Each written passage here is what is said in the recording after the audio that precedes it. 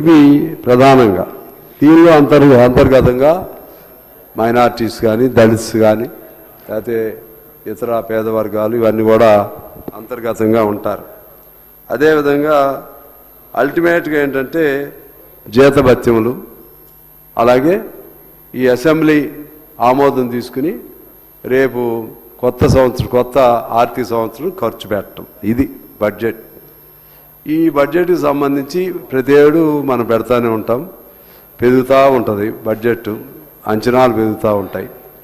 కానీ ఈ బడ్జెట్ ఫలితాలు ఎవరికి వెళుతున్నాయి? బడ్జెట్ చూస్తే మనకి వృద్ధి రేటు, తలసరి ఆదాయం వృద్ధి రేటు అంటాం, అలాగే జీడిపి వృద్ధి రేటు చెప్తాం, లేకపోతే తెలంగాణ ధనిక రాష్ట్రం అని చెప్పుకుంటాం. కానీ కింద ఉన్నటువంటి జనం వాళ్ళ జీవితాల్లో ఏమీ మార్పు ఉండట్లేదు. ఎందువల్లంటే మనకు చాలామంది తెలుసు, పేదవాడు ఇంకా పేదవాడుగానే ఉంటున్నారు. ఏదో పిచ్చి పిచ్చి లెక్కలు చెప్తారు. రోజుకి రంగరాజన్ గారు ఒక రిపోర్ట్ ఇస్తాడు, ఇంకొక టెండూల్కర్ గారు ఒక రిపోర్ట్ ఇస్తాడు. వారు ఏమంటారంటే గ్రామాల్లో 32 రూపాయలు, గ్రామాల్లో 32 రూపాయలు, పట్టణంలో 40 రూపాయలు ఆదాయం దాటితే వాళ్ళందరూ కూడా ధనికులే. దాంట్లో ఎంత వస్తుంది అధ్యక్ష? 30 రూపాయలు అంటే నెలకు దాదాపు 1000 రూపాయలు, లేకపోతే 40 రూపాయలు అంటే 1200. అంటే 1000-1200 వచ్చిన వాళ్ళందరూ కూడా బిలో పావర్టీ లైన్ దాటినటువంటి వాళ్ళే వాళ్ళు ధనికులు అని లెక్కలు తీస్తున్నారు. దాని ప్రకారంగా ఈ బడ్జెట్లు లెక్కలేస్తారు. మరి ఇప్పుడే మన మినిస్టర్ గారు చెప్పారు, దానం నాగేంద్ర గారు ఎక్స్, మన రాష్ట్రంలోనే 1,15,00,000 బిలో పావర్టీ లైన్ కార్డులు ఉన్నాయి అధ్యక్ష. అంటే వాడు పేదవాడా ఉన్నవాడా? అంటే బడ్జెట్ని అంచనా వేయటంలోనే ఒక రొటీన్ ప్రాసెస్లో నడుస్తున్నారు తప్పితే ఒక సూక్ష్మంగా సీరియస్గా ఈ బడ్జెట్లో అంచనాలు వేయలేకపోతున్నారు అనేది నా అభిప్రాయం. అందువల్ల మౌలికంగానే ఈ బడ్జెట్ ఫలితాలు జనరల్ అభివృద్ధి కాకుండా ఆ అభివృద్ధి ఫలితాలు లాస్ట్ పర్సన్కు అందుతున్నాయా లేదా, అది ఇవాళ మనం ఆలోచన చేయాలి. లాస్ట్ పర్సన్ అంటే మూలనున్నటువంటి ఏమీ తెలియనటువంటి రిక్షా దొక్కేవాడు కానీ, లేకపోతే పేమెంట్స్ మీద పడుకునేవాడు కానీ, లేకుంటే గిరిజన గూడాల్లో కోయి గూడాల్లో కాడి నెత్తి భుజం మీద పెట్టుకుని ఆ రోజు తిండి కోసం తిరిగేటువంటి అనేక మంది అన్నార్థులకు కానీ, ఇటువంటి వాళ్ళందరికీ కూడా ఈ బడ్జెట్ ఫలితాలు అందాలి. ఆ విధమైనటువంటి ఫోకస్ అనేది జరగట్లేదు అధ్యక్ష. అది అందుకని బడ్జెట్ని ఎప్పుడు చాలామంది మేధావులు చెప్తూ ఉంటారు, ఇది వ్యక్తి కేంద్రంగా ఉండాలి. ఏ బడ్జెట్ అయినా సరే ప్రతి వ్యక్తికి ఆ ఫలితాలు రీచ్ అయ్యే విధంగా ఉండాలి. అది లేదనేది నా పాయింట్. రెండవది ఏంటంటే మన భట్టి గారు ఇందులో రాశారు, dream high and dreams should be realised. అది తప్పులేదు, సంతోషం. ఎందుకంటే ప్రతి అంశానికి కూడా ఒక లక్ష్యం ఉండాల్సిందే. వివేకానందుడు కూడా చెప్తాడు, arise awake and stop not till the goal is reach. అంటే మొదలెట్టినటువంటి కార్యక్రమం ఆగేవారికి, పూర్తయ్యే వరకు ఆగొద్దు. ఇలా లక్ష్యం లేకపోతే, లక్ష్యం లేనివారు, ముందు చూపు లేనివారు, దారి తెన్ను లేని, గమ్యం లేని అసమర్థులుగా మిగులుతారు. అందువలన ఆ లక్ష్యంలో భాగంగానే 47 నాటికి 3 ట్రిలియన్ ఆర్థిక వ్యవస్థ కొరకు కూడా విజన్ పెట్టుకున్నారు. అదేమీ తప్పు కాదనేది నా అభిప్రాయం. ఎందుకంటే ఉన్న బడ్జెట్ విధానంలో లోపం ఉంది, కానీ ఈ ఉన్న విధానంలోనే వాళ్ళు ఒక లక్ష్యం పెట్టుకున్నారు. ఆ లక్ష్యాన్ని చేరటం కోసం వాళ్ళు అన్ని ప్రయత్నాలు చేయాలి. ఇవాళ మన చాలామంది మాట్లాడుతుంటే నాకు సరదాగా అనిపిస్తుంది. ఏమని మాట్లాడతారంటే, ఏదన్నా నిధి తగ్గిందనుకోండి, ఒక బడ్జెట్ పద్దులో ఒక రంగానికి డబ్బులు తగ్గితే అవి ఎందుకు తగ్గించారు అంటారు. లేకపోతే లోటు వస్తే అది లోటు ఎందుకు వచ్చింది అంటారు. మరి అప్పు అయితే ఆపు ఎందుకు అంటారు?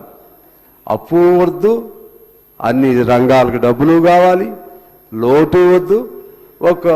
అంటే వాళ్ళు అధికారంలో ఉన్న చోటేమో ఇంకో రకంగా ఉంటారు, ప్రతిపక్షంలో ఉంటే ఇంకో రకం. ప్రాక్టికల్గా ఆలోచన చేయాల్సినటువంటి అవసరం ఉందనేది నా అభిప్రాయం అధ్యక్ష. ప్రాక్టికల్గా ఆలోచన చేయాలి.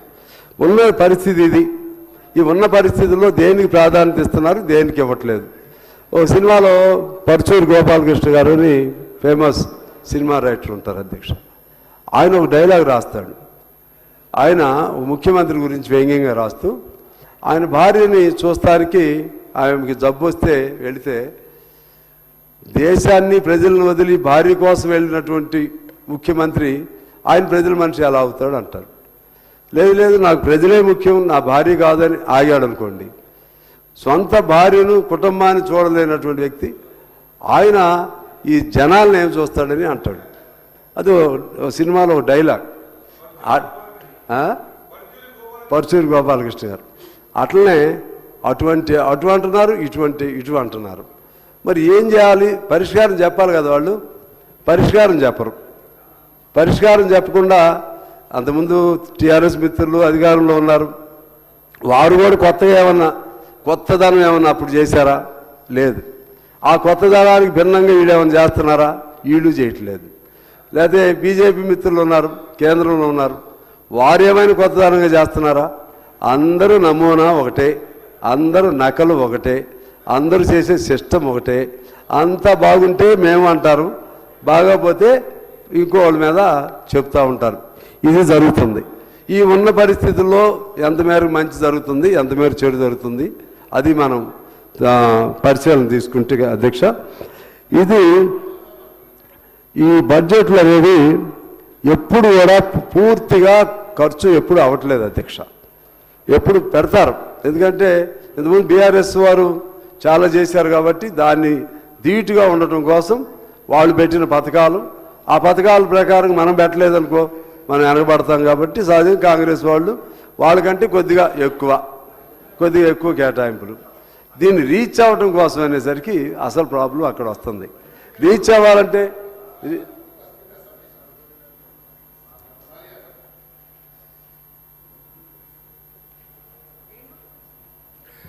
గుర్తు చాలా ఇంపార్టెంట్ అత్తమ్మా ఇది.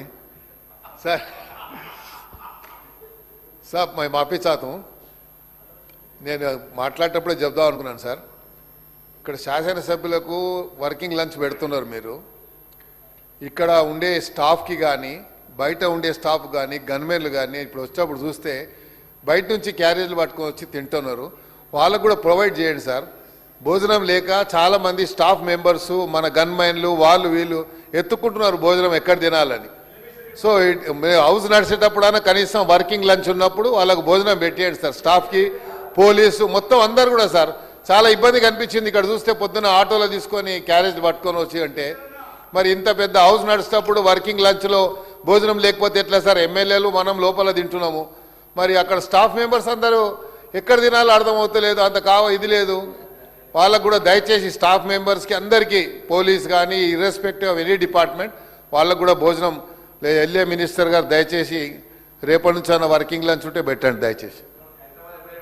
సారీ సార్, నన్ను పెట్టమంటే నేను పెడతా, మా అత్తమ్మ పర్మిషన్ ఇవ్వమని. అయితే అధ్యక్ష, మీకు 2014-15 అంటే కొంతమంది చెప్పారు కదా డబ్బులు ఎక్కువ పెడుతున్నారు, దానికి తగ్గట్లు ఖర్చులు పెట్టట్లేదని. ప్రతి బడ్జెట్లోనూ అధ్యక్ష 14-15లో 39,386 కోట్లు ఖర్చు కాలేదు. 15-16లో 34,166 కోట్లు ఖర్చు కాలేదు. 16-17లో 37,663 కోట్లు ఖర్చు కాలేదు. 17-18లో 30,444 కోట్లు ఖర్చు కాలేదు. 18-19లో 34,254 కోట్లు ఖర్చు కాలేదు. 19-20లో 13,984 కోట్లు ఖర్చు కాలేదు. 20-21లో 23,684 కోట్లు ఖర్చు కాలేదు. 21-22లో 20,743 కోట్లు ఖర్చు కాలేదు. 22-23లో 19,247 ఖర్చు కాలేదు. 23-24లో 64,000 కోట్లు ఖర్చు కాలేదు అధ్యక్ష. 24-25 అంటే పోయిన సంవత్సరం 24,206 కోట్లు ఖర్చు కాలేదు.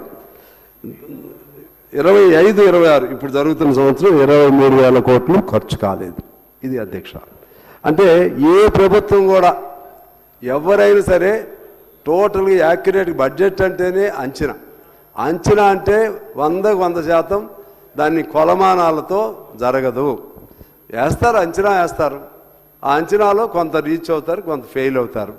ఉన్నదానిలో నిజాయితీగా చేస్తున్నారా లేదా, నీతివంతంగా చేస్తున్నారా లేదా, చిత్తశుద్ధి చేస్తున్నారా లేదా, అది చూడాలనేది మీ ద్వారా నేను తెలియజేస్తున్నాను అధ్యక్ష. ముఖ్యంగా మనకు వచ్చేసరికి మనం ఎందుకు మన తెలంగాణ రాష్ట్రం ధనిక రాష్ట్రం అంటాం, ఎందుకు వెనకబడుతున్నాం, మన డబ్బులు ఎట్టిపోతున్నాయి. ఇందా చాలా వాదనలు జరిగినాయి. జిఎస్టీ అనేది వచ్చిన తర్వాత కేంద్రానికి అదొక వజ్రాయుధంలాగా దొరికింది అధ్యక్ష. ఆ జిఎస్టీ ద్వారా మొత్తం పెత్తనం అంతా కూడా వాళ్ళ చేతుల్లో తీసుకున్నారు. ఆయా రాష్ట్రాలకి వాళ్ళపైన పరాధీనం ఉండే విధంగా, ఆధారపడే విధంగా చేస్తున్నారు. ఇప్పుడు పేరు చెప్పకూడదు కానీ మన ఏపీ గవర్నమెంట్ ఉంది, మనం చూసాం. అంతకుముందు ఎలా ఉండేది పరిస్థితి, బీజేపీతో పొత్తు పెట్టుకున్నాక ఎలా ఉంది. తెలంగాణలో ఇంతకుముందు టీఆర్ఎస్ ఉన్నప్పుడు కూడా ఒక్క ప్రాజెక్ట్ అయినా మనకి ఇచ్చారా అధ్యక్ష? కాళేశ్వరం కానీ ఇంకోటి కానీ అనేక బకాయిలు ఉన్నాయి. తెలంగాణ ఉన్నప్పుడు విభజన చట్టంలో మనకు రావాల్సిన బకాయిలు అనేక ఉన్నాయి. ఒక్క రూపాయలు ఇచ్చారా? లెక్కలు తీస్తే దాదాపు 50-60 వేల కోట్లు రావాలి అప్పుడే, తెలంగాణ అంటే టీఆర్ఎస్ ఉన్నప్పుడే. అదే పద్ధతుల్లో ఇప్పుడైనా సరే ఒక్క పథకం ఏమన్నా ఇస్తున్నారా అంటే వారు చెప్తున్నారు 12 లక్షల కోట్లు. అది రొటీన్ కేంద్ర ప్రాయోజిత పథకాలు ఉంటాయి, రైల్వేస్ ఉంటాయి, లేకపోతే పెద్ద నేషనల్ హైవేలు ఉంటాయి. అవన్నీ పార్ట్ ఆఫ్ గవర్నెన్స్, అవి ఆటోమేటిక్గా రావాలి. కానీ మనకి బాధలో ఉన్నప్పుడు మనకు రావాల్సినవి ఏమన్నా ఉన్నాయా? వాళ్ళ లెక్క ప్రకారంగా అధ్యక్ష మన ట్యాక్స్ డెవల్యూషన్ ఒకటి ఉంటుంది. ట్యాక్స్ డెవల్యూషన్ అంటే పన్ను మీద పన్ను ఆధారంగా విభజితం. దాని ప్రకారంగా మొత్తం 41% అన్ని రాష్ట్రాలకి ఇస్తారు అధ్యక్ష. అంటే రాష్ట్రానికి 41% కాదు, మొత్తంగా 41%. ఆ 41%లో మనకెంత వస్తుంది అనేది వచ్చినప్పుడు మనకి అంటే ఇప్పుడు కొద్దిగా పెరిగింది ఈసారి కొద్దిగా ఎలా మొత్తం అంటే 40% 15,26,255 కోట్లు వస్తాయి మొత్తం దేశం మీద. దానిలో తీస్తే మనకి ఇప్పుడు ఎంత ఇచ్చారంటే 2.17 కొద్దిగా పెరిగింది. దానివల్ల మనకి ఎంత వస్తుంది అంటే 33,180 కోట్లు అధ్యక్ష.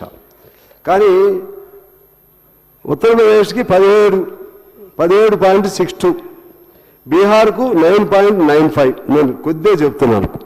అంటే దానికి ఏం చెప్తారంటే జనాభా అంటారు, వెనకబడతానం అంటారు. మరి మనం ఏమంటున్నాం, పెర్ఫార్మెన్స్ బేస్గా మనకి ఇవ్వాలని అంటున్నాం. మన వాళ్ళు దెబ్బలాడారు, కొద్దిగా పెంచారు. కానీ ఈ డబ్బులు ఏ మూలం సరిపోతాయి? తర్వాత కొన్ని మొత్తం లెక్కలు ఉన్నాయి. అసలు డబ్బులు రావట్లేదని కాదు, మన నుంచి పోయేది అంతా. మన నుంచి కేంద్రానికి దాదాపు మన నుంచి జిఎస్టీ పేరుతో కానీ ఇంకో పేరుతో కానీ 2 లక్షల కోట్ల పైన పోతున్నాయి అధ్యక్ష. వారి నుంచి మనకు వచ్చేది అన్ని కలిపిన 70-80 వేల కోట్లు. పోనీ వారు చెప్పిన లెక్క ప్రకారం మేము చూసినా 10 ఏళ్లలో వారు చెప్పిన లెక్కే 12 లక్షల కోట్లు, అంటే 1 లక్ష కోట్లు. మన నుంచి పోయేది ఎంత అంటే మొత్తం పరిపాలన సంవత్సరం మీద మొత్తం కాదు. అయితే అధ్యక్ష మరి ఈ డబ్బుల్లో మరి మన డబ్బులు మనకి ఇవ్వాలంటే మేము మొత్తం పరిపాలన చేయాలి కదా అంటారు. మొత్తం పరిపాలన చేయటానికా, పెత్తనం చేయటానికా? ఎందుకంటే మనం స్పష్టంగా చూస్తున్నాం అధ్యక్ష. కొన్ని రాష్ట్రాల పట్ల ఒక రకంగా, కొన్ని రాష్ట్రాల పట్ల ఇంకో రకంగా. సరే, సహజంగా ఎవరి పార్టీ వాళ్ళు సపోర్ట్ చేసుకుంటారు.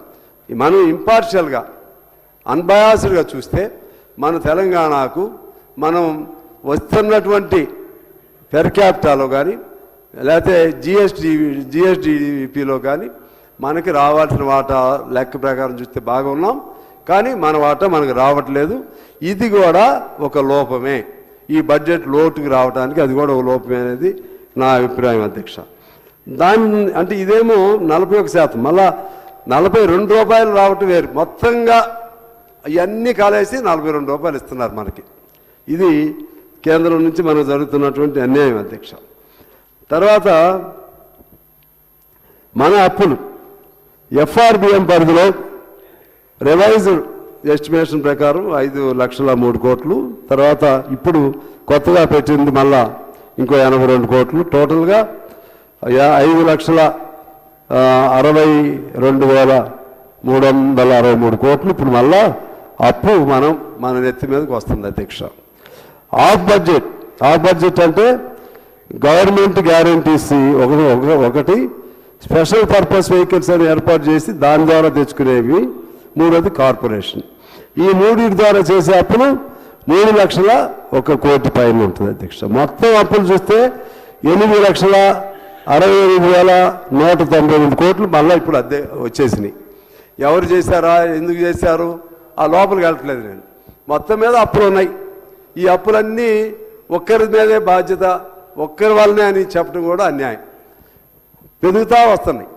రాష్ట్రం విడిపోయినప్పుడు 60,000 మన వాటా 60,000 కోట్ల అప్పు. ఇప్పుడు తర్వాత వచ్చేసరికి పోయినసారి లెక్కేసుకున్నాం, దాదాపు 3 లక్షల కోట్ల పైన అప్పులు వచ్చినాయి.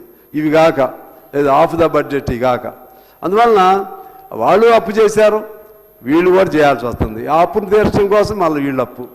టోటల్గా ఇది ఒక వెషియస్ సైకిల్ లాగా, ఇది ఆగదు, ఇది నడుస్తూనే ఉంటుంది. ఆగకపోతే అప్పులు తీర్చాలి, అప్పులు తీర్చకపోతే మళ్ళా బండి నడవదు, జీతాలు ఇవ్వాల్సిందే, లేకపోతే అన్నీ చేయాల్సిందే. మరి ఎట్లా దీని పరిష్కారం? ఆ పరిష్కారం ఆలోచన చేయాల్సినటువంటి అవసరం ఉంటుంది. శ్రీధర్ బాబు గారు, దీని మీద మీరు సీరియస్గా ఆలోచన చేయండి సార్.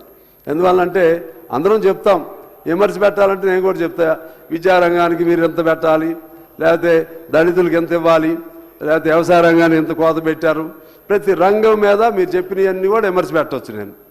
కానీ నాకు పెట్టబుద్ధి కావట్లేదు. ఎందుకంటే knowing fully well about your financial condition, ఎట్లా పెట్టాలో అర్థం కావట్లేదు, ఎట్లా విమర్శ పెట్టాలో అర్థం కావట్లేదు. విమర్శ పెట్టడం కోసం విమర్శ పెట్టవచ్చు, కానీ విమర్శ పెట్టాలంటే దానికి పరిష్కారం ఏంటి? అందువల్ల మీరు పరిష్కారాన్ని వెతుక్కోవాలి. మన్మోహన్ సింగ్ గారు, పివి నరసింహారావు గారు చేశారు చూసారా. అవసరమైతే మరి ఏమైనా బంగారం లాంటిది ఉంటే తాకట్టు పెడతారా? ఎందుకంటే మీరు తప్పు తీసుకోవద్దు, ఏది ఉన్నా సరే ఇది వాళ్ళైనా మన ఇప్పుడు భారం మీ మీదకి వచ్చేసింది. నేను అనేది ఏంటంటే, తర్వాత ఇది కాక మళ్ళీ బకాయిలు ఉన్నాయి. అసలు మీకు పెద్ద తలనొప్పిది. మీరు స్కీములైనా అమలు చేయటంలో 2 రోజులు లేట్ అయ్యి సారీ చెప్పొచ్చు. పెన్షన్ ఆడవాళ్ళకి ఇచ్చే 4,000 ఇస్తామన్నారు, 2,500ది, లేకపోతే ఇతర పెన్షన్స్ ఇస్తామన్నారు. అది నమస్కారం పెట్టి కొద్దిగా లేట్ అయిద్దమ్మా అని చెప్పొచ్చు. కానీ ఇమీడియట్గా ఇప్పుడు రిటైర్ అయిన ఉద్యోగస్తులది ఉంది, వాళ్ళది ఇవ్వకపోతే మా డబ్బులు మేము దాచుకున్న డబ్బులు అంటున్నారు. లేకపోతే ఫీజు బకాయిలు ఉన్నాయి, వాళ్ళకి పిల్లల బాధలు. ఇలా ఇప్పుడు ఇమీడియట్గా 70,000-80,000 కోట్లు నాకు తెలిసి, నాకు కరెక్ట్ ఫిగర్ లేదు. ఇమీడియట్గా మీకు మళ్ళా బకాయిలు ఉన్నాయి. ఎట్లా బయటపడతారు అసలు? దీని నుంచి ఎలా బయటపడతారు? మొత్తం బడ్జెట్ అప్పులు వేరు, ఇమీడియట్గా దీనికి ఏదైనా ఒక పరిష్కారం, ఎక్కడ సంపాదిస్తారు, ఏం సంపాదిస్తారు, ముందు మీరు బయటపడాలంటే ఈ బకాయిలు ఉన్నాయి, ఈ బకాయిలే కదా అనేది, ఇమీడియట్గా కట్టాలి. ముందు అవి తీర్చండి సార్. అవి తీర్చేస్తే ఇప్పుడు చాలామంది నాకు చీటీల మీద చీటీలు అయితే చాలా పొడుగు అయింది. మాకు ఇప్పుడు ఇక్కడ ఉన్న అవుట్సోర్సింగ్ పిల్లలు కూడా వాళ్ళకి 18 నెలలు ఇవ్వాలంటే ఎవరు, ఆయన ఎగ్గొట్టి వెళ్ళిపోయాడు. ఇట్లా చాలా సమస్యలు ఉన్నాయి. మీకు ఇది ఒకటి బయటపడితే మాత్రం మీరు ప్రశాంతంగా పరిపాలన చేసుకోవచ్చు. ఆ 70,000-80,000 కోట్లు ఎట్లా సంపాదించుకుంటారు అది ఆలోచన చేసుకోవాల్సిన అవసరం ఉంది. మిగిలిన అప్పులు చిన్నగా తీర్చుకోండి. తర్వాత ఇంకా చాలా ఈ మధ్య చాలా ప్రయత్నాలు కూడా చేశారు. కానీ మరి కొంత కేంద్ర ప్రభుత్వం కూడా మనకు సహాయం చేయాల్సిందే, లేకపోతే మీకు చాలా ఇబ్బంది అవుతుంది. కేంద్ర ప్రభుత్వం దగ్గర కూడా మీరు ఘర్షణ అయితే పెట్టుకోవట్లేదు, కేంద్ర ప్రభుత్వంతో కూడా బాగానే సఖ్యత ఉంటున్నారు. అయినా ఆయన మనసు మామూలు మనసు కాదు.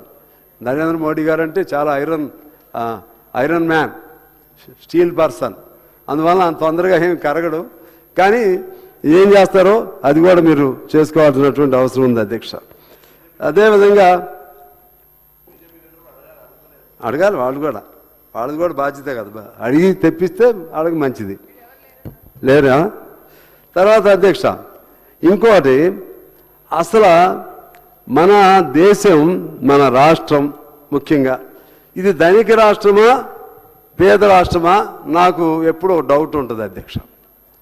ఎందుకనంటే మామూలుగా ఈ పెర్ క్యాపిటా చూస్తే చాలా ఉంటుంది. పెర్ క్యాపిటా మనకి 10.5కి అంతకు వచ్చింది పెర్ క్యాపిటా. 10.5 అది పాత దాని మీద గ్రోత్. అది జీడిపి కూడా గ్రోత్ నెంబర్ 1లో ఉన్నాం. ఓవరాల్గా కూడా సంపదగా కూడా చూసినా ఎక్కువే. మనం అప్పట్లో నిజాం నవాబ్ కాలంలో కూడా మన ధనిక రాష్ట్రం అని చెప్పేది. హైదరాబాదు ప్రపంచంలోనే నిజాం అత్యంత సంపన్నవంతుడని ధనిక దేశం కింద అప్పుడు రాష్ట్రం కింద చెప్పుకునేవాళ్ళు. కానీ తెలంగాణ తలసరి ఆదాయం 4,18,931 ప్రతి మనిషికి ఉన్న ఆదాయం. అది వృద్ధి రేటు 10.2. అంటే మన వాళ్ళు చెప్తున్నారు పోయినసారి కంటే తగ్గింది వృద్ధి రేట్ అని చెప్తున్నారు. సరే, ఇప్పుడు కూడా we stand first among all other states of the nation. జాతీయ తలసరి ఆదాయంతో పోలిస్తే వాళ్ళకి తలసరి ఆదాయం 2,19,000 అధ్యక్ష. మనం డబుల్ వాళ్ళకంటే ఎక్కువ ఉన్నాం. అలాగే జీడిపి వారికి 80% ఉంది.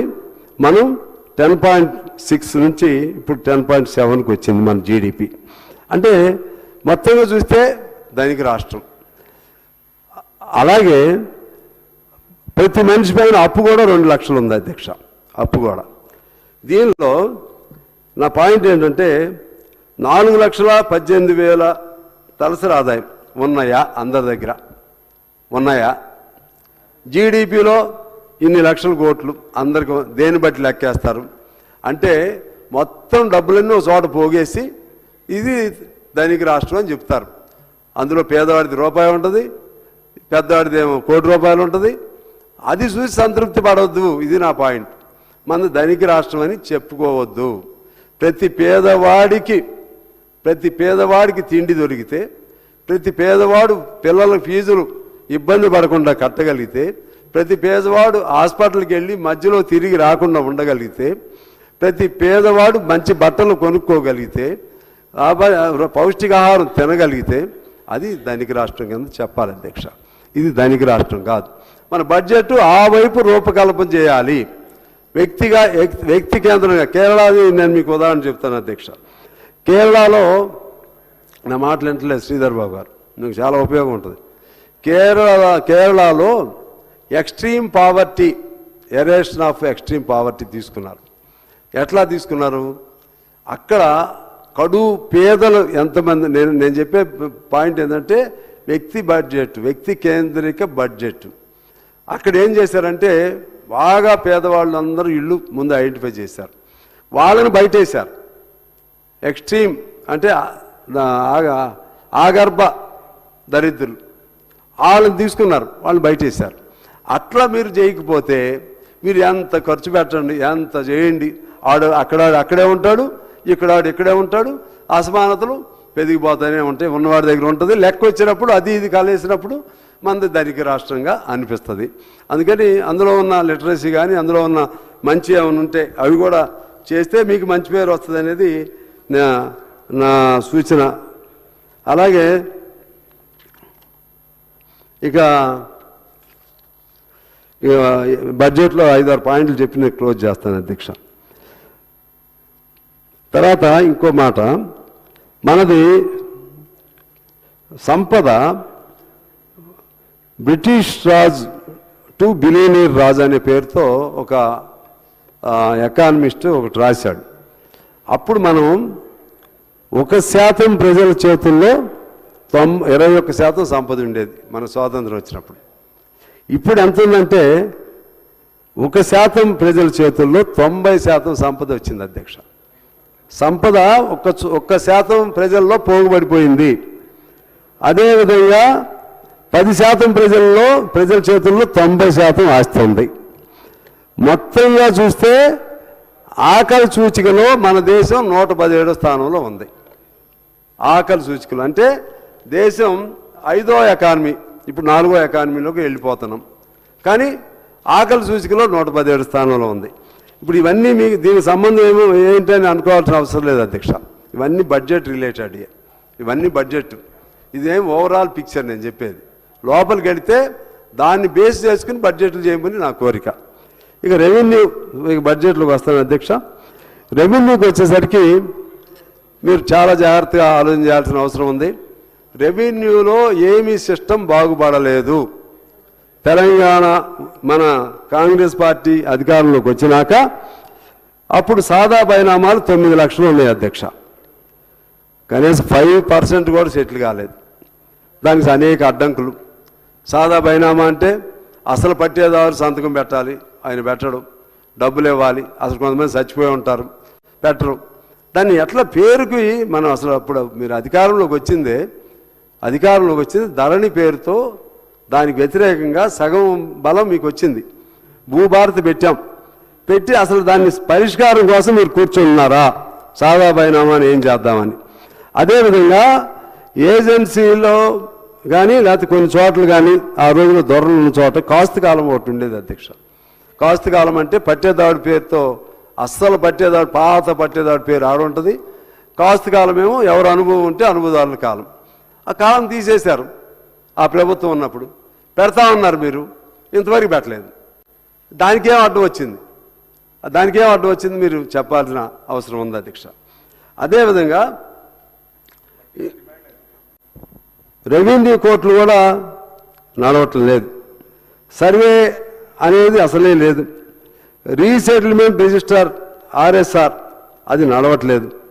అంటే అవి సర్వే నెంబర్ మిస్ మ్యాచ్ ఉంటే దాన్ని సరిచేసే దిక్కే లేదు, సరిచేసే వాళ్ళే లేరు. అంటే వీటన్నిటికీ ఏం చేయాలి? సర్వే చేసి అప్పుడు కేసీఆర్ గారు చెప్పేవాడు మొత్తం టోటల్ సర్వే పెట్టిస్తానని. 1930లో మనకు సర్వే జరిగింది అధ్యక్ష. 1930లో అప్పటి వరకు సర్వే లేదు. రోజు ప్రతి చోట తెలంగాణలో అయితే రిజిస్ట్రేషన్ లేవు, సర్వే లేదు. అంత గందరగోళం, ఒకరి మీద ఒకరు ఘర్షణలు, గొడవలు. దీన్ని సరిచేయటానికి ఓ సర్వే, టోటల్ సర్వే వైపు మీరు వెళ్ళాలని నేను కోరుతా ఉన్నాను అధ్యక్ష.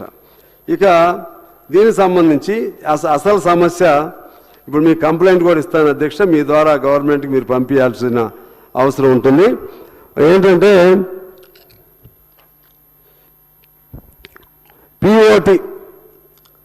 పిఓటి అంటే ప్రొహిబిషన్ ఆఫ్ ట్రాన్స్ఫర్. అంటే ఇది మన అసైన్మెంట్ ల్యాండ్లు ట్రాన్స్ఫర్ చేయకుండా ఉండేది ప్రొహిబిషన్. దాన్ని ట్రాన్స్ఫర్ చేసే అవకాశాన్ని అప్పుడు ప్రభుత్వాలు ఆలోచన చేస్తే బొజ్జా తారకం, కోనేరు రంగారావు గారు లాంటి వాళ్ళు పేదవాడికి ఇచ్చింది పేదవాడి కిందే ఉండాలని ఫైట్ చేశారు. 2015 నుంచి పేదవాడి దగ్గర పేదవాడు కొనుక్కుంటే ఇవ్వచ్చని సెక్షన్ 53 ప్రకారం, సెక్షన్ 3 ప్రకారం ఉందని అంటున్నారు అధ్యక్ష. ఇప్పుడు 25 లక్షల ఎకరాలు అసైన్మెంట్ భూమి ఉంది సార్, మీరు వినాలి. 25 లక్షల ఎకరాలు అసైన్మెంట్ భూమి ఉందండి. ఆ భూమి ఎవరి చేతుల్లో ఉంది అది మీరు ఆలోచన చేయండి. మీకు బాకీలు తీరాలంటే, మీ బడ్జెట్ నడవాలంటే ఆ అసైన్మెంట్ భూమి పేదవాడి చేతుల్లో ఉంటేనేమో పర్వాలేదు. పేదవాడి చేతుల్లో నాకు తెలిసి 5% కూడా లేదు. ఆ భూమి అంతా ఉన్నవాడి చేతుల్లోకే వెళ్ళిపోయింది. మీరు ప్రభుత్వంగా మీకు ధైర్యం ఉంటే అని నేను అన్న, కానీ ధైర్యం చేసి మీరు దీన్ని ఆపండి. మీకు చాలా ఆస్తి కలిసి వస్తుంది. ఉదాహరణ దాంతోపాటు అధ్యక్ష, ఇది ఎవరిచ్చారు? రాజశేఖర రెడ్డి గారు ఇచ్చింది. అసైన్మెంట్ ల్యాండ్స్ రాజశేఖర రెడ్డి గారి టైంలో 7 సార్లు ఇచ్చారు, ఎన్టీఆర్ గారి టైంలో ఇచ్చారు. ఇంకో ఇష్యూ ఉంది అధ్యక్ష, POB అంటారు. అంటే ఇది సోమేష్ కుమార్ గారు ప్రొహిబిషన్ ఆఫ్ బుక్.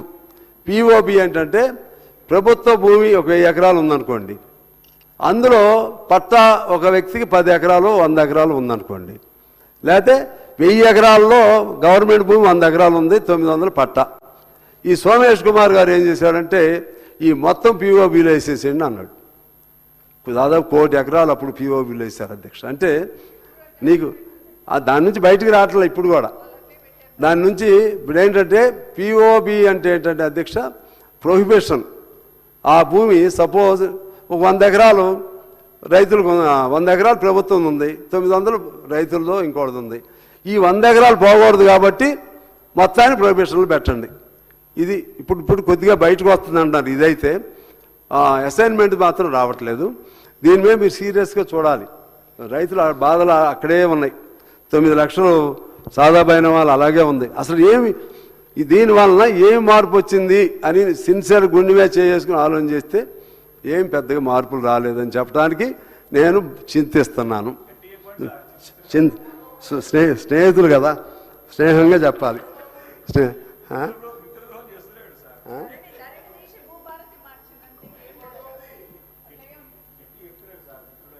అవును, అప్పుడు చేసిన తప్పులు సరి చేయలేదని చెబుతున్నా.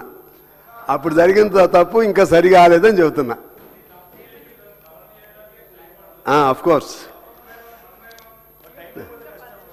తర్వాత ఇప్పుడు ఒక ఇష్యూ కంప్లైంట్ ఉంది అధ్యక్ష మీ ద్వారా.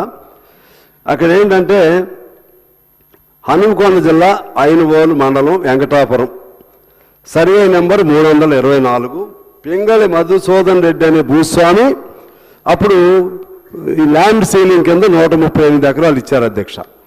ఆ భూమిని, ఆ సీలింగ్ భూమిని కట్టా మనోజ్ రెడ్డి, పేరు చెప్పక తప్పదు చెప్తున్నాను ఎందుకంటే ఇటువంటి అనేక ఉన్నాయి కాబట్టి చెప్పాలని. కట్టా మనోజ్ రెడ్డి అనే అతను రెవెన్యూ అధికారుల సహకారంతో 73 మందికి ఇచ్చిన భూమిని తన పేరుతో రాయించుకున్నాడు. నా దగ్గర కాగితాలు ఉన్నాయి.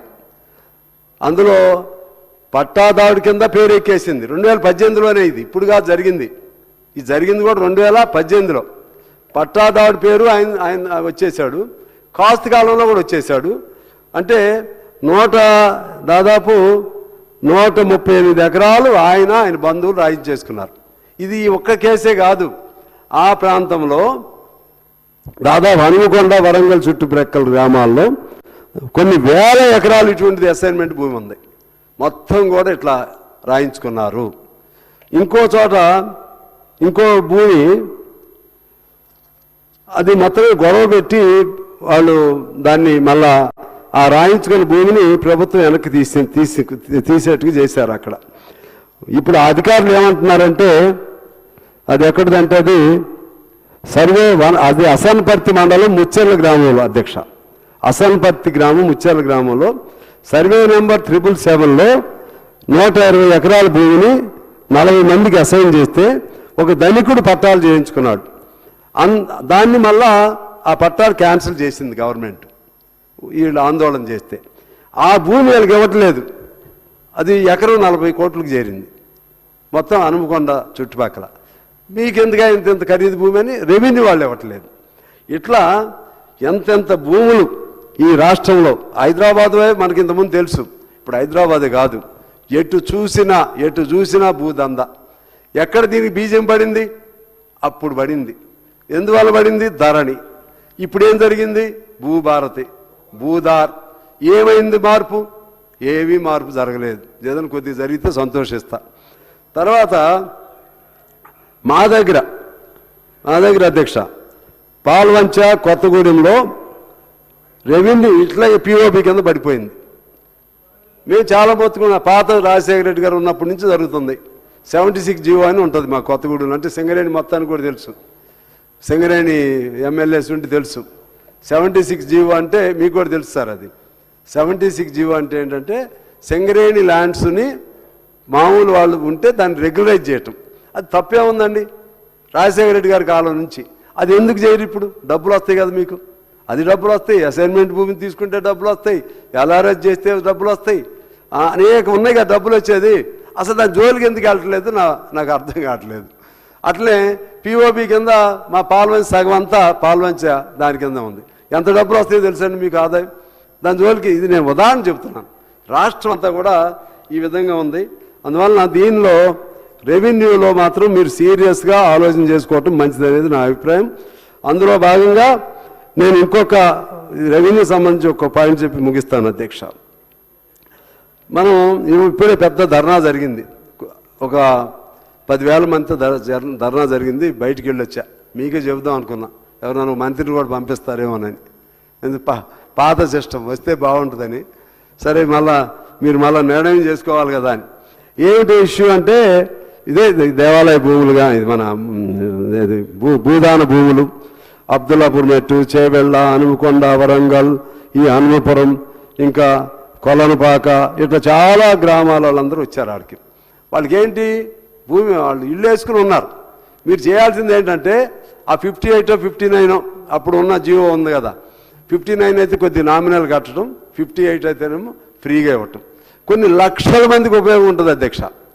కొన్ని లక్షల మందికి ఇళ్ళు వస్తాయి, పట్టా ఇవ్వచ్చు. ఆ భూమిని మీరు ఎట్లయినా తీసుకోలేరు. మీరు తీసుకోవాలంటే వెలుగు మాటలు అయింది. మళ్ళా ఇప్పుడు ఉన్న భూములు ఖాళీ చేయాలనుకోండి, మళ్ళీ ఇంకో వెలుగు మాటలు అయింది. మీరు తీసుకోలేరు, ఎన్నో ఏళ్ల నుంచి ఉంటున్నారు. తీసుకోని భూమి పైన మీరు వాళ్ళకి ఏదైనా పట్టా ఇస్తే సంతోషం అని చెప్పి మీ ద్వారా నేను ప్రభుత్వానికి తెలియజేస్తున్నాను అధ్యక్ష. అదేవిధంగా ఓవరాల్గా వచ్చేసరికి రెవెన్యూ సంబంధించి ఇప్పుడు నేను చెప్పినట్లుగా ఖచ్చితంగా మీరు అసైన్మెంట్ ల్యాండ్ 25 లక్షల ఎకరాలు మొత్తం ఎక్కడెక్కడ ఎవరి చేతుల్లో ఉందో లెక్క తీయాలి. లెక్క తీయటం కోసం కమిటీ వేయాలి. మీరు ప్రభుత్వం కమిటీ వేయాలి. ఎవరి చేతుల్లో భూస్వాముల, ధనికవంతుల, పేద ఎస్సీలని, పేద బీసీలని వాళ్ళ భూములు లాక్కుని ఎవరున్నారో వాళ్ళపైన మీరు కేసులు పెట్టాలి. ఆ భూమిని మీరు స్వాధీనం చేసుకుంటే మీ ప్రభుత్వానికి చాలా ఉపయోగం ఉంటుంది అనేది నా సలహా. అదేవిధంగా పిఓబి కింద కొన్ని లక్షల ఎకరాలు అప్పుడు ఉన్నటువంటి పెద్ద అధికారి ఆయన ఒక దాన్ని ఏమంటారు, ఒక నెట్ లాగా చేసి అందులో ఇరికిచ్చిపోయాడు. దాని నుంచి మీరు బయటకు తీయండి. అది మీకు దానివల్ల కొనుగోళ్ళు అమ్మకాలు జరిగితే దానికి మీకు ఆదాయం కూడా వస్తుందని చెప్పి నేను సీరియస్గా మీకు చెప్తున్నాను అధ్యక్ష. ఇక పరిశ్రమలకు సంబంధించి 3747 కోట్లు పెట్టారు అధ్యక్ష. నాకు తెలిసి పరిశ్రమలు అనేవి మర్చిపోయాం అధ్యక్ష. కొత్త పరిశ్రమ అనేది మర్చిపోయాం. పూర్వం డిమాండ్ చేసేవాళ్ళం ఆ పరిశ్రమ ఈ పరిశ్రమ అని. ఈ కొత్తది ప్రభుత్వ రంగంలో no industry, no new industry, no proposal for new starting any industry. మీరనే కాదు, మొత్తం దేశమే మారిపోయింది. దీనిలో మనకి చాలా నష్టం జరుగుతుంది. ప్రభుత్వ ఉద్యోగాలు లేవు. ఉన్న ఉద్యోగాలన్నీ కూడా అవుట్ సోర్సింగ్ పేరుతో ఇస్తున్నారు. ఆ అవుట్ సోర్సింగ్ అతి తక్కువ జీతాలు ఇస్తున్నారు. అంటే నీకు వాడికి జీతం ఉంటే కొనుగోలు శక్తి పెరిగితే సంపద పెరిగిద్ది. కానీ పరిశ్రమలు ఆ విధంగా మీరు కేవలం 3,747 అంటే మళ్ళీ ఇందాక నేను అన్నదానికి విరుద్ధంగా నేను చెప్తున్నా అనుకోకండి. ఇంత మాత్రమే పెడితే ఎట్లా అని నేను అన్నాను కాదు.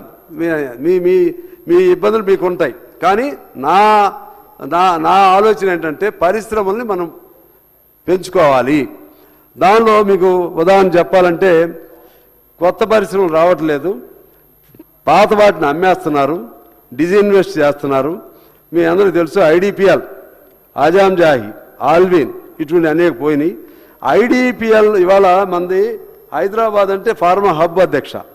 లక్షల మంది ప్రైవేట్ దానిలో ఉన్నారు. ఫార్మా హబ్ అంటే ఎవరు పెట్టారు తెలుసా? ఐడిపిఎల్లో పనిచేసిన వాళ్ళే ఇప్పుడు పెట్టారు. రెడ్డి ల్యాబ్స్ అక్కడ పనిచేసిన ఆయన, అరవిందో, దీవీస్, హెట్రో అందరూ చేశారు తెలియదు కానీ హెట్రో డ్రగ్స్, నాట్కో ఎక్కువ మంది అందులోంచి బయటకు వచ్చి పరిశ్రమలు పెట్టారు. వాళ్ళు బాగా సంపాదిస్తున్నారు. ప్రభుత్వం ఏమో కొన్ని వేల ఎకరాలు లేకపోతే వేల కోట్ల విలువ కలిగిన భూములన్నీ పోగొట్టుకున్నాం. ఉద్యోగాలు లేవు. అందుకని 1-2 అయినా సరే, 1-2 అయినా మనం బయ్యారం అప్పుడు బైఫర్కేషన్ యాక్ట్ అప్పుడు బయ్యారం అప్పుడు నేనే పెద్ద ఇష్యూ దాన్ని రైజ్ చేశాను. మీ అందరికీ తెలుసు. అది 1,40,000 ఎకరాలు దాని మీద పెద్ద గొడవ జరిగింది. ఒకళ్ళకి సబ్లీజ్కి ఇచ్చారు. దాంతో మీరు రోసీ గారు ముఖ్యమంత్రిగా ఉన్నారు, కిరణ్ కుమార్ రెడ్డి గారు స్పీకర్గా ఉన్నారు. అది క్వశ్చన్ అవర్లో రైజ్ చేశాను అధ్యక్ష. నేను దాదాపు 3 గంటలు జరిగింది. పెద్ద ఇష్యూ అయింది, నేషనల్ ఇష్యూ అయింది. అల్టిమేట్గా దాన్ని రద్దు చేశారు. బైఫర్కేషన్ యాక్ట్లో తెలంగాణకి బయ్యారం స్టీల్ ప్లాంట్ కట్టాలని అప్పుడు ఒప్పందం జరిగింది. వాళ్ళకేమో రాయలసీమ స్టీల్ ప్లాంట్ అని జరిగింది అధ్యక్ష. దాన్ని వాళ్ళు పట్టించుకోరు కేంద్రం, మనం కూడా ఫైట్ చేయట్లేదు. అట్లా 1-2 పెద్ద పరిశ్రమలను ప్రభుత్వ రంగంలో కూడా పెడితే మనకు ఉపయోగం అని చెప్పి నేను మీకు సూచిస్తున్నాను. దానిపైన మీరు శ్రద్ధ పెట్టమని కోరుతా ఉన్నాను అధ్యక్ష. అదేవిధంగా సింగరేణి ఉంది అధ్యక్ష. సింగరేణికి సంబంధించి దాదాపు దాని టర్న్ ఓవరే 35-40 వేల కోట్లు ఉంటుంది. అది రాను రాను మన చేతుల్లో ఉండదా అని భయం వేస్తుంది అధ్యక్ష. మన తెలంగాణకి ఉన్నటువంటి ఏకైక పెద్ద ఇండస్ట్రీ ఏదైనా ఉందంటే సింగరేణి, నెక్స్ట్ ఏమన్నా ఉందంటే ఆర్టీసీ, థర్డ్ ఏమన్నా ఉందంటే జెన్కో. ఈ 3 ఉనికే ప్రమాదంలో పడిందనేది నేను మీ దృష్టికి తీసుకొస్తున్నాను. దాన్ని బాగు చేయడానికి నిలబెట్టడానికి ప్రయత్నం చేయమని కోరుతున్నాను అధ్యక్ష. ఒకనాడు 1,30,000 మంది మా శ్రీధర్ బాబు గారికి తెలుసు, ఆయనకి అంతా సింగరేణి కార్మికులు చాలా అభిమానులు ఉన్నారు. మా కార్మికులు కూడా ఆయనకి ఓట్లు వేస్తారు. ఎప్పుడు 1,00,000 ఉన్న వాస్తవమే కదా సార్. ఒకసారి మన ఇద్దరం కూడా వెళ్ళాం కదా, వాళ్ళు మీరంటే వ్యక్తిగత అభిమానం ఉంది, అవునన్నా కాదని. 1,30,000 మంది ఉన్న సింగరేణి ఇవాళ 40,000 మందికి దిగిపోయింది. కొత్త మైండ్స్ సంగతి ఏమైందో తెలియదు. ఉన్న మైండ్స్నేమో గందరగోళం చేసుకుంటున్నాం. ఆ టెండరో ఈ టెండర్లు గొడవ జరుగుతూ ఉంది. అదేవిధంగా ఆ ఉన్న మైండ్స్లో కూడా అది ఓబీ వరకే టెండర్లు జరగట్లేదు. కోల్ ఎక్స్ట్రాక్షన్ కూడా వాళ్ళకి ఇస్తున్నారు. కోల్ వాడికి ఇవ్వకూడదు. కోల్ ఇవ్వటం అంటే మైండ్స్ మొత్తం అయిపోయినట్లే. వాళ్ళు ఏదో లెక్క చెప్తున్నారు, ఈ 40,000 కూడా ఎక్కువ 24,000 మందికి వస్తారని చెప్తున్నారు అధ్యక్ష. దాంతో సింగరేణి డౌట్గా ఉంది. తర్వాత ఆర్టీసీకి సంబంధించి అధ్యక్ష, ఆర్టీసీ ఆస్తులు 2 లక్షల కోట్ల పైన ఉంటుంది అధ్యక్ష. ఆర్టీసీ ఆస్తులు 2 లక్షల కోట్లు. ఈ ఆర్టీసీని ఉంచరా నాకు పెద్ద డౌట్గా ఉంది. ఎందుకంటే మీరు ఎలక్ట్రికల్ బస్సులు పెట్టండి, తప్పులేదు, అన్నీ మనం కొనలేరు. ఆ ఎలక్ట్రికల్ బస్సులు పెట్టి ఇంతకుముందు ప్రైవేట్ బస్సులు నడిపారు కదా, ప్రైవేట్ బస్సులు ఆర్టీసీ కింద పెట్టారు కదా, అట్లనే ఎలక్ట్రికల్ బస్సుల్ని ఆర్టీసీ కింద పెట్టుకోండి. ఆర్టీసీ కింద పెట్టుకోకపోతే వాళ్ళకే బస్సులు ఇచ్చి వాళ్ళకే షెడ్లు ఇస్తే రాను ఆర్టీసీ ఉంటుందా ఉండదా? లక్షల కోట్లు విలువైనటువంటి ఇటువంటి ప్రభుత్వ భూముల్ని, ప్రభుత్వ ఆస్తుల్ని ఏం చేస్తారు, ఏం చేయాలని ఆలోచన చేస్తున్నారో మీరు ఆలోచన చేయమని నేను కోరుతా ఉన్నాను. అదేవిధంగా జెన్కో ఉంది. జెన్కో సంబంధించి కూడా 50,000 కోట్లు జెన్కో వాళ్ళు సింగరేణి కట్టాలి. ఆ డబ్బులు ఏమవుతున్నాయి, ఎటు పోతున్నాయి జెన్కో డబ్బులు? ఆలోచన చేయండి ఇవన్నీ. అదేవిధంగా సాఫ్ట్వేర్ రంగం ఉంది అధ్యక్ష. సాఫ్ట్వేర్ పిల్లలు, నేను అనేకసార్లు చెప్తున్నాను, సాఫ్ట్వేర్ వాళ్ళ రక్త మాంసాలు పీలుస్తున్నారు. అసలు ఆ కంపెనీల పైన ఏమన్నా మనకు హక్కు ఉందా? ఆ కంపెనీలు మన చట్టాల పరిధిలోకి ఏమైనా వస్తారా? అసలు ఉన్న చట్టాలే రద్దు చేస్తున్నారు. కనీసం మనం వాళ్ళని చెక్ చేసే అవసరమైన ఉందా లేదా? ఏమంటే భయపడుతున్నారంట. కొద్దిగా ఒత్తిడి పెడితే సాఫ్ట్వేర్ కంపెనీలు రావంట, వాడు పోతాడంట. అట్లని చెప్పి వాడు ఇష్టం వచ్చినట్టు చేస్తుంటే మనం ఎట్లా? మినిమం మన సిగాసి ఏదో చూసాం, చచ్చిపోయారు, దిక్కు మొక్కలేదు అధ్యక్ష. చట్టాలు లేవు, దాన్ని కాపాడేవాడు లేడు, కార్మికుడికి హక్కులు లేవు, పరిశ్రమలు ఎప్పుడు ఎవడు పెట్టుకుంటాడో తెలియదు, వాడిపైన కంట్రోల్ లేదు. ఈ పరిస్థితులు ఉంటే ఈ సాఫ్ట్వేర్ కంపెనీలు కూడా కొద్ది రోజులకి ఏఐ వచ్చిన తర్వాత ఈ పిల్లలు కూడా రోడ్డును పడతారు. ఇప్పటివరకు మన హైదరాబాద్కి ఎక్కువ ఆదాయం వాళ్ళ ద్వారా వస్తుంది, వాళ్ళు కూడా రోడ్డును పడతారు. రేపు మీకు భవిష్యత్తులో హైదరాబాద్కి కూడా ఇబ్బంది వస్తుంది అనేది నా అభిప్రాయం అధ్యక్ష. తర్వాత ఇంకో మంచి పని చేస్తున్నారు మీరు, దానికి నేను అభినందన తెలియజేస్తున్నాను. ఎందుకంటే అది కొద్ది మీకు ఇనిషియల్ ప్రాబ్లమ్స్ ఉన్నప్పటికీ కూడా హైడ్రాలో చాలా ఆస్తులు మీరు రికవర్ చేశారు, సంతోషమే. కొద్దిగా అత్యుత్సాహం చూపెట్టకుండా ఉంటే మంచి హైడ్రా అనేది మంచి ఎఫర్ట్, అందులో తప్పులేదు. హిల్ట్ పొల్యూషన్ ఖచ్చితంగా అవునన్నా కాదన్నా బయటికి తీసుకెళ్లాల్సిందే పొల్యూషన్ ఇండస్ట్రీస్ని, మంచిది. జాగ్రత్తగా తప్పులు జరగకుండా జాగ్రత్త చూసుకుంటే మంచిది. మూసి అవునన్నా కాదన్నా మూసి శుద్ధి ఉండాల్సిందే, ఒక బ్యూటిఫికేషనే కాదు, rejuvenation of Musi is very much needed, ఉండాల్సిందే. అయితే ఎవరిది దెబ్బ మీరు పిలవండి, వాళ్ళని ఎవరి ఇళ్ళు పోతాయో వాళ్ళని పిలవండి. ఉండాలి, వాళ్ళకు కూడా తెలుసు, వాళ్ళు కూడా చెప్పారుగా ఉండాలని. కేసీఆర్ గారు కూడా మూసి శుద్ధి చేయాలన్నారు కదా. అయితే పాయింట్ ఏంటంటే మీరు దయచేసి ఆ విక్టిమైజ్డ్ కాదు, దాన్ని సఫరర్స్గా ఎవరవుతారో వాళ్ళని పిలిచి వాళ్ళతో మాట్లాడి వాళ్ళని ఒప్పించి వాళ్ళని మెప్పించి తద్వారా వాళ్ళని కూడా భాగస్వాములుగా చేస్తే మీరు హ్యాపీగా ఉంటారు. మీరు చేసేది మీకు కాదు, అది మీకోసం కాదు, ఇది ఫ్యూచర్ జనరేషన్స్ కోసం చేస్తున్నారు, భవిష్యత్ తరాల కోసం చేస్తున్నారు. భవిష్యత్ తరాల కోసం చేసినప్పుడు తొందరపడొద్దు, కానీ ఆపొద్దు స్కీమ్. ఈ ఖచ్చితంగా మంచి పనులే, మిమ్మల్ని అప్రిషియేట్ చేస్తున్నాను. అదేవిధంగా ఈ మధ్య ఒక ఎఫర్ట్ ఏదో పెట్టారు ఎంఓయూలు 5,75,000 కోట్లు అన్నారు. అది వర్కౌట్ అయ్యేట్టుగా చేస్తే అది కొంత మనకి ఉపయోగం ఉంటుంది. అదేవిధంగా తర్వాత డీసెంట్రలైజేషన్ అవసరం అధ్యక్ష. మొత్తం హైదరాబాద్ మీద పెడుతున్నారు అధ్యక్ష.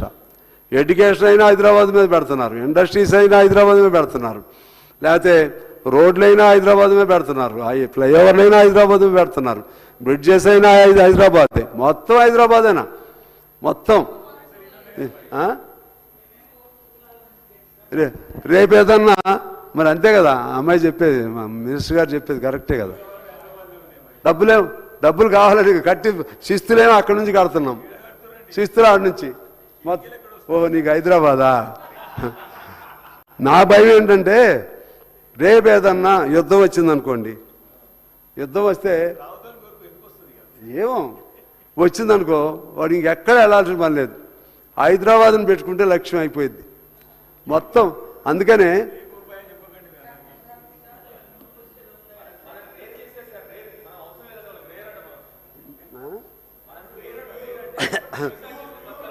అదే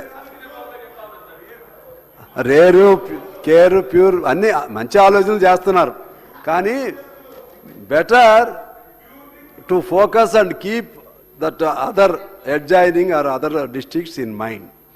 టౌన్స్ కూడా జిల్లా కేంద్రాలను డెవలప్ చేయండి, జిల్లాలో ఉన్నటువంటి పెద్ద పట్టణాలను డెవలప్ చేయండి, అక్కడ ఎడ్యుకేషన్ పెట్టండి. ఎందుకంటే it is called vision, it is long vision.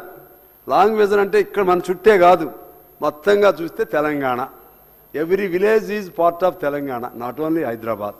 దానిపైన మీరు శ్రద్ధ పెట్టమని కోరుతున్నాను అధ్యక్ష. ఇక ప్రాజెక్టులకు సంబంధించి ఇప్పుడు బడ్జెట్లో 22,000 అధ్యక్ష తొందరగానే ముగిస్తున్నాయి ఇవాళ, ఇంకా చాలా పేజీలు ఉన్నాయి కానీ మళ్ళీ మీకు ఇబ్బంది అయింది, ఆ జోలికి వెళ్ళను. అది ఇంక 2-3 అంశాలు క్లోజ్ చేస్తాను. ప్రాజెక్టులకు సంబంధించి 22,596 పెట్టారు అధ్యక్ష. పోయినసారి కూడా అంతే ఉంది. దీనిలో 24 ఉన్నాయండి, 24 ఇమీడియట్గా మీరు చేయాల్సినవి. దాని ఖర్చు 2 లక్షల కోట్లు వస్తుంది అధ్యక్ష. 2 లక్షలు మొత్తం పూర్తి చేయాలంటే మీరు పెడుతుంది 22,596. అందులో ప్రగతి అంటే ఇది మన ప్రణాళిక సగం 11,000 కోట్లు చిల్లర పోయిద్ది, మిగిలింది జీతబత్యాలు. ఇట్లా 11,000తో ఎప్పుడు పూర్తి చేస్తారు? ఎప్పుడు మొదలైనవి ఇవి? ఎప్పుడంటే రాజశేఖర రెడ్డి గారి కాలంలో జలయజ్ఞం పేరుతో మొదలైనవి అధ్యక్ష. ఇవి అప్పుడు మొదలయ్యి ఇప్పుడు 26కి వస్తున్నాం. ఇప్పుడు కూడా పూర్తిగా ఏది కాకపోవటం అనేది వారిదా వీరిదా తప్పని అన్ను. I find fault with the system.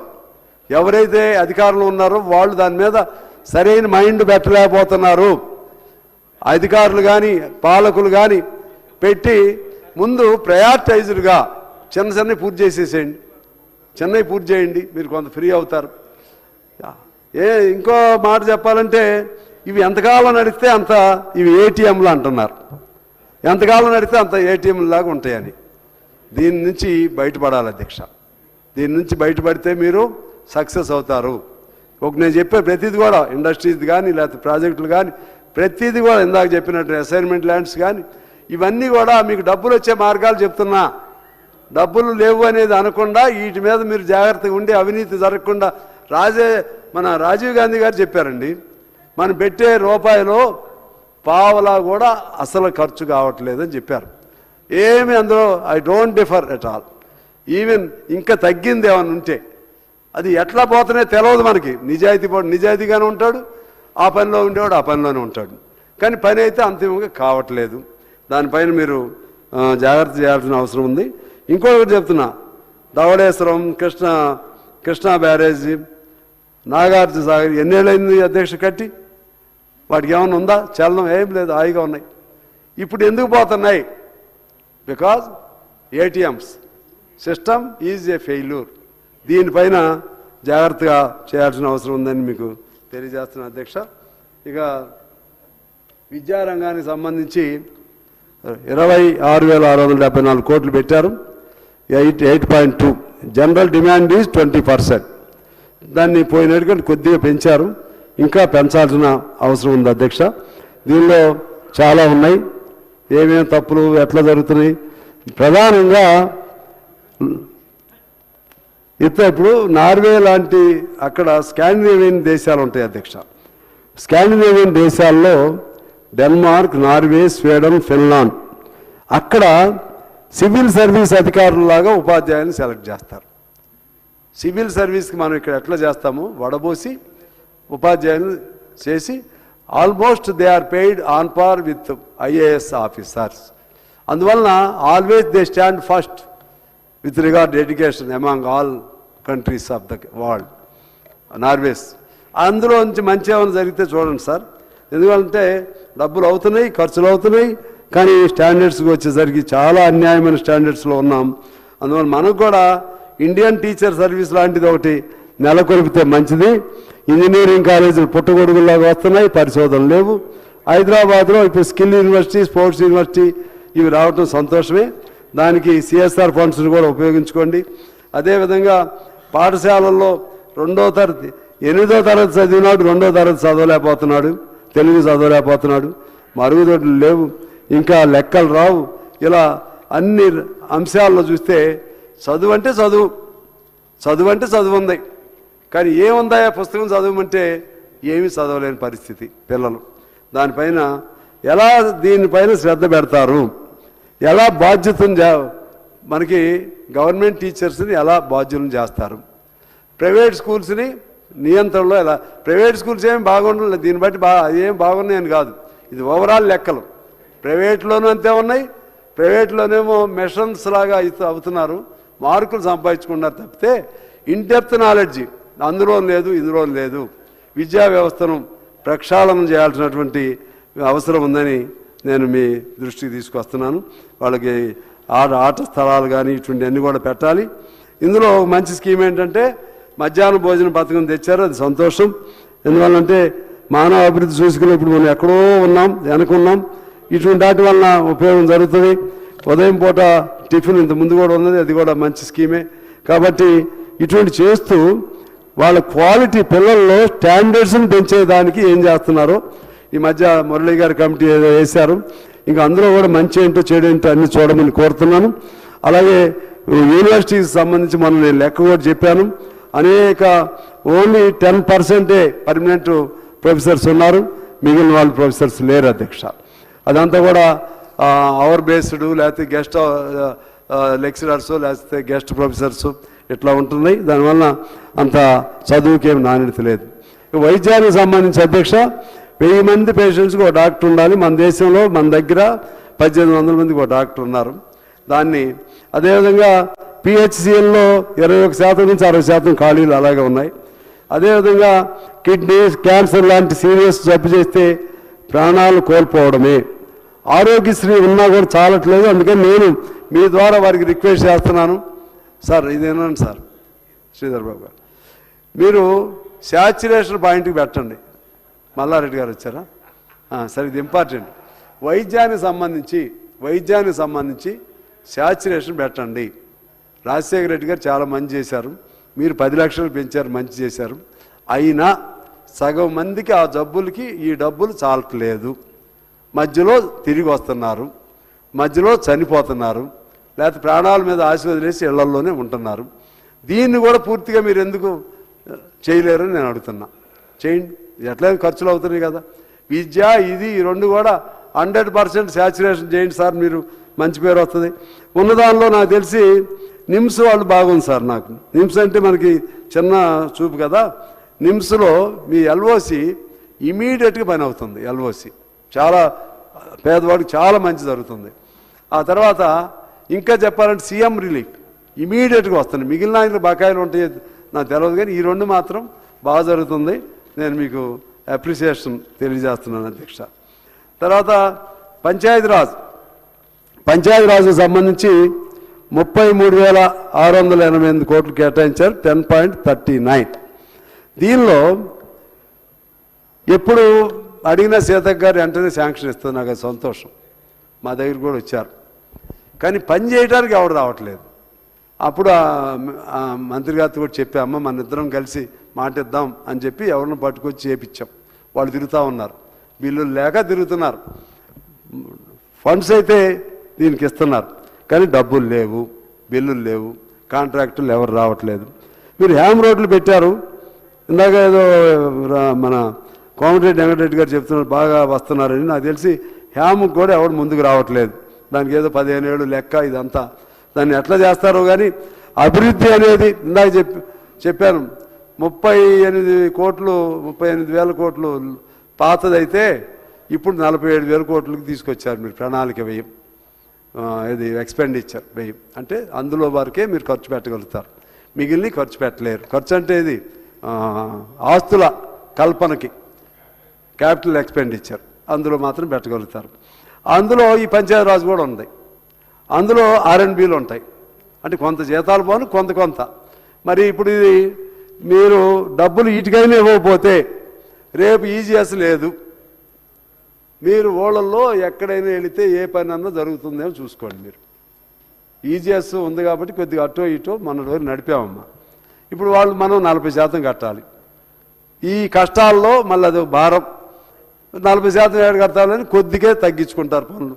వాళ్ళు కూడా తగ్గించాలని వాళ్ళ ఉద్దేశం. కేంద్రం వాళ్ళు కూడా ఏదో పేరుతో దాన్ని ఎగ్గొట్టి బయటకు రావాలని వాళ్ళ ఉద్దేశం కూడా ఉంది. దానికని భారం వేస్తున్నారు. దీని నుంచి ఎలా బయటపడాలి? లేకపోతే మీకు పంచాయతీరాజుల పనులు కూడా అవ్వమ్మా. అవ్వకపోతే మళ్ళీ చెడు పేరు వస్తుంది. ఇంకా చాలా ఉన్నాయి అనుకోండి, రోడ్లు అని చెప్తున్న ఉదాహరణ. R&Bకి కూడా సేమ్ అప్లై అవుతుంది. R&Bది కూడా అది కూడా 2.55% పెట్టారు. గుంటలు పడితే బాగు చేసేవాళ్ళు లేరు అధ్యక్ష. నేషనల్ హైవేకి సంబంధించి ఒక ఆయన పారిపోయాడు మా ఏరియాలో. రాజ్దీప్ ఎవరో ఉంటారు, మధ్యలో వదిలేసి పారిపోయాడు. గుంటలు పడితే చచ్చిపోతున్నారు. దానికి అంతా తిట్లు ఎవరు తింటున్నారంటే నేను తింటున్నా మా దగ్గర. ఈ ఎమ్మెల్యే ఏం చేస్తున్నాడు ఫోటో పెట్టి చచ్చిపోయినాడు బొమ్మ వేస్తున్నారు యాక్సిడెంట్స్ అయితే. నేనేం చేయాలి? ఈ నేషనల్ హైవే వాళ్ళు సిబ్బంది ఉండరు, కనీసం ఓదార్చడానికి కూడా సిబ్బంది ఉండరు అధ్యక్ష. ఓదార్చడానికి కూడా వాళ్ళు ఉండరు. ఒకళ్ళు ఇద్దరు సిబ్బంది ఉండరు. ఉంటే సిఈ ఉంటాడు, లేకపోతే ఎస్సీ ఒకడు ఉంటాడు, కింద వాళ్ళు ఉండరు. నేషనల్ హైవే దాని మీద కంట్రోల్ ఎవరు? దాన్ని ఎలా బాగు చేయాలి? గుంటలుగా చివరికి ఏదో మున్సిపాలిటీ వాళ్ళని అడిగో ఇంకో సొంతంగానే ఏదో చేపిస్తా కొంత, కానీ దీనికి డబ్బులు లేవు. ఉన్న ఎవరు ఇస్తున్నారో ఎచ్చిపోతుందో తెలియదు. దానివల్ల చాలా ఇబ్బంది అవుతుంది అధ్యక్ష. ఈ వ్యవసాయానికి సంబంధించి మన దేశం వ్యవసాయ దేశం. 45 నుంచి 50% వరకు వ్యవసాయం మీద ఆధారపడి జీవనం సాగిస్తున్నారు. శ్రామిక వర్గంలో సగం మందికి ఉపాధి ఉంది. ఇవన్నీ మనకు తెలిసిన విషయాలు మళ్ళీ చెప్పి నేను మిమ్మల్ని విసిగించను. దీనికి సంబంధించి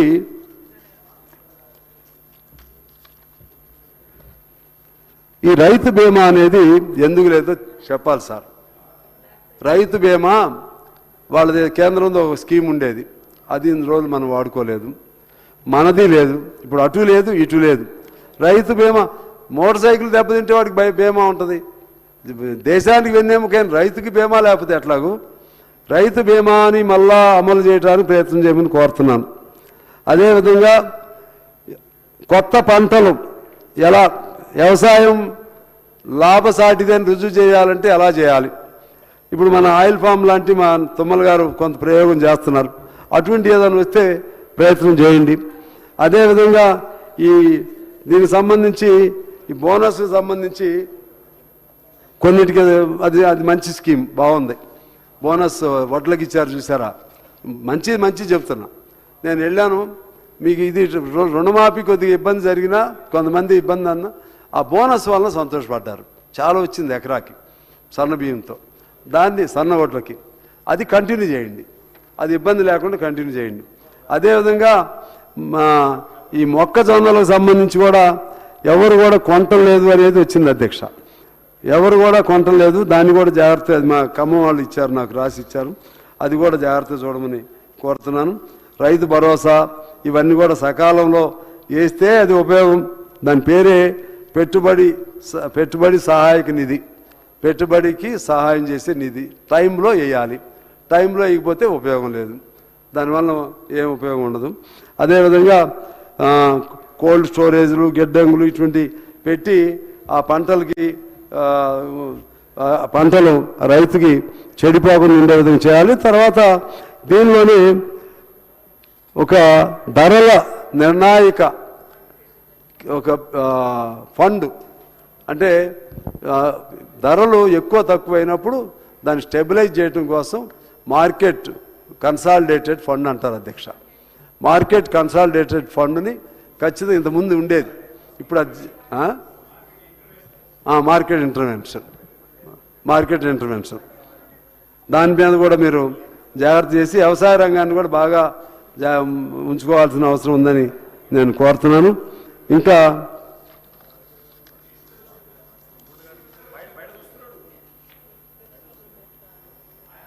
ఆఖరిగా